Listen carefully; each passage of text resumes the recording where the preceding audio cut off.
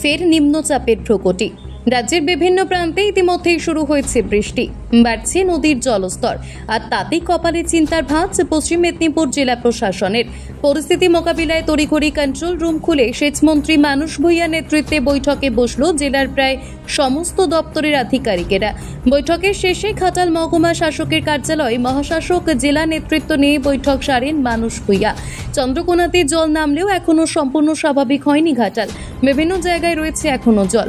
এর মধ্যেই আবার আবহাওয়া দপ্তরের পূর্বাভাস মতোই শুরু হয়েছে বৃষ্টি। ফের বানভাসী হতে পারে চন্দ্রকোনা এবং ঘাটাল মহকুমার বিস্তীর্ণ এলাকা। জেলা প্রশাসন তাই আগাম প্রস্তুতি নিতে শুরু করেছে। তৈরি রাখা হয়েছে বিপর্যয় মোকাবিলা বাহিনীকে। স্বাস্থ্য দপ্তরকে সতর্ক থাকতে বলা হয়েছে। ত্রাণ শিবির খোলার সমস্ত ব্যবস্থা গ্রহণ করা হয়েছে। মজুত করা হচ্ছে শুকনো খাবার। জেলা কন্ট্রোল রুমে বৈঠকের পর পরিস্থিতি খতিয়ে দেখতে চন্দ্রকোনা হয়ে ঘাটাল পৌঁছান মানস ভূঁইয়া। 24-25 বৃষ্টিপাতের জুন মাসের রেট আমি মাপছিলাম রেকর্ড থেকে ঘাটাঘাটি করে। তাতে 22 সালে জুন মাসে 168.1 মিলিমিটার বৃষ্টি হয়েছিল। 23 সালে 127.7 মিলিমিটার বৃষ্টি হয়েছিল জুন মাসে।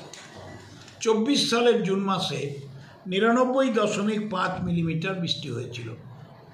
আর জুন মাসের 26 তারিখ অবধি এবছর 25 সালে 260.4 মিলিমিটার বৃষ্টি হয়েছে।